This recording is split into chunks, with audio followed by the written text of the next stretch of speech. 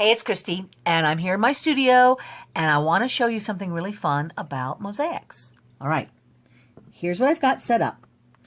I have a little piece here that I've done fairly recently, and what I really wanted to show you was these little teeny tiles in here. That's part of the new mosaic stuff that I've got on my product line, and here's a juicy handful of these. Look at these little guys. Aren't they amazing? They're tiny, tiny little micro tiles.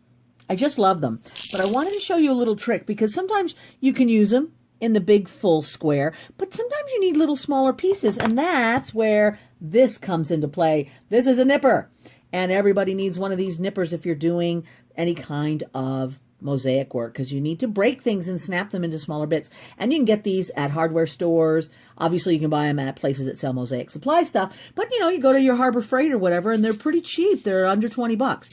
But here's what you do with them. This is the biting area. You keep it away from all of your fleshy or bony parts. And I just put that little bit of tile right in. Can you see how I've got that in there? I've just grabbed it where I want to break it in half, and I'm going to pinch down on it. Boom. But, as you may have noticed, they fling everywhere, and sometimes you're lucky and you can find the little bits. So here's a workaround for you that will keep you from scrambling all over the floor like I'm constantly doing, trying to find all those little parts that I just made, is pinch your thing in there, take a nice little bag, and snap it in your bag, and look, now they're in the bag and you can get them whenever you like. Just a little public service announcement from your mosaic gal.